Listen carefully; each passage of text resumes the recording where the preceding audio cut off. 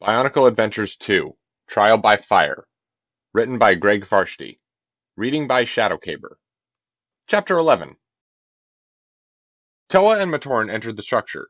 Just inside the door was a small, bare chamber. Its purpose was to give Matorn a chance to prepare before they proceeded into the inferno inside, or give them a chance to rest after they had spent some time laboring in the furnace. Beyond this chamber was the outer ring, a buffer to keep the intense heat from reaching the outer walls of the building. Surprisingly, there was no sign of the Morbizak here. A moment of panic swept through Vakama. What if they had been wrong?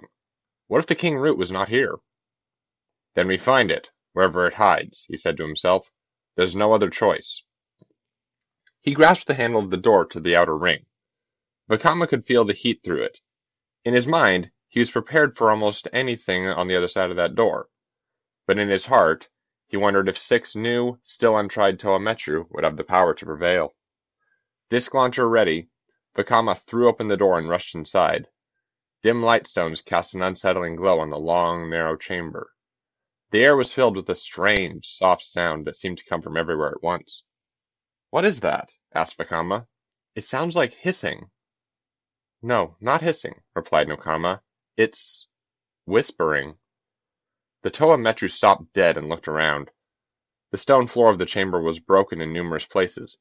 Growing from the cracks were small, twisted plants, with buds that stank of rot. Close inspection showed the buds were pulsating. It's them. The sounds are coming from them, Wenua said. Are they... Onawa stepped carefully, trying to avoid touching any of the plants. Yes, they're young Morbizak. New vines growing to strangle the city.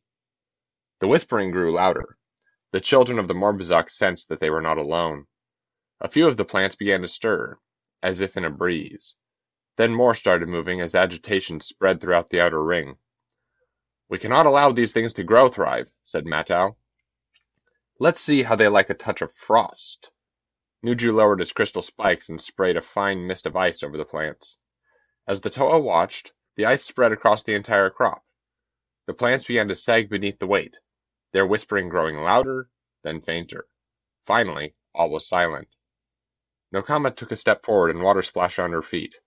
Nuju! The heat in here is melting your ice. Then I'll make more, said the Toa of Ice. He poured more and more of his energy through his tools, creating layer after layer of frost on top of the plants. Each time, the heat of the great furnace would melt the ice, and the plants would begin to struggle again. Then Nuju would call on more of his power. The seesaw battle between Toa Metru and the flames of Ta Metru went on for several long minutes.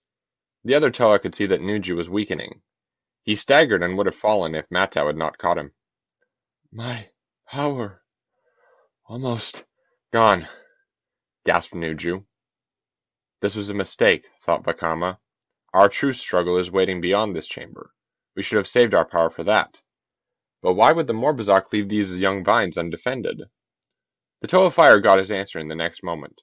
Wave after wave of thorns flew from the walls, knifing through the air at the Toa Metru. Toa, defend yourselves! Vakama shouted, hurling fire bursts to incinerate the projectiles. Wenua yelled as one of the thorns grazed his armor. He activated his earth shock drills and began shredding the thorns as they came close. Across the chamber, Matau was conjuring a wind funnel to blow the thorns away, while Nokama used her hydro blades to parry them. Onawa was having the most trouble, but he stood and let the thorns strike him to buy the Matorn time to seek shelter. The 6 Matorn had hit the ground and were scrambling through the melted ice toward the door. Nuri glanced up and saw the hail of thorns was heaviest near the exit. We'll never make it.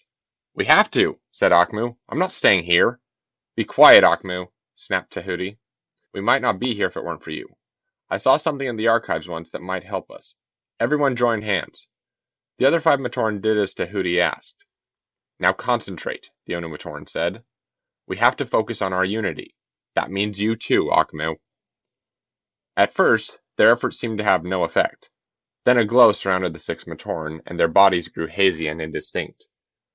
There was a sudden bright burst of light, and when it faded, 1 Matorn stood where 6 had been before.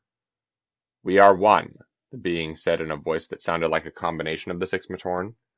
We are the Matorn Nui. The eyes of the merged being scanned the chamber.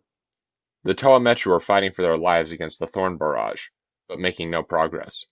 "We understand now," said the Matorn Nui. "No one Matorn's ambitions are more important than Metru Nui as a whole. We must aid the Toa." The Matorn Nui darted forward, moving so quickly it dodged the thorns. Then, with one blow, it demolished the door to the inner chamber. The Toa Metru turned at the noise to stare in amazement at the new being in their midst. "Go!" said the Matorn Nui.